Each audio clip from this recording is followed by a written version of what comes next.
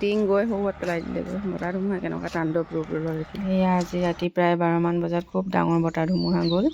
এয়া গোটেই লাও গছ চাও গছ ভাঙি দিলে। এই গছজোপা ডাল ভাগি গৈ এই টিঙত পৰিলেগৈ আৰু টিং দুখন বেয়া কৰিলে আমাৰ ওচৰৰ কাষৰ মানুহ ঘৰৰ।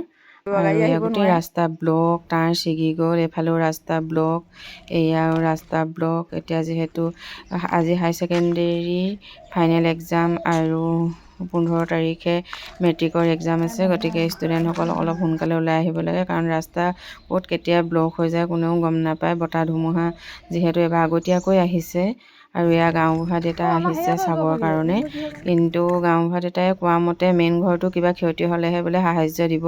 এনেদৰে লেট্ৰিন বাথৰুম বা বাৰাণ্ডা এইবিলাক যদি অনিষ্ট কৰে, টিং ফাটিও যায়, তেতিয়াহ'লে কোনো সাহাৰ্য নকৰে বোলে। হ'ব আৰু যেনেকৈ ৰুল আহিছে ন, আমিতো তেনেকৈ মানি ল'ব লাগিব। কিন্তু আমাৰো বহুত ক্ষতি হ'ল। এয়া বতাহ ধুমুহাই সঁচাকৈ খন্তেকৰ বাবে হ'লেও কেনেকুৱাকৈ যে কৰি থৈ যায়, বৰ দুখ লাগে নহয়নে বাৰু।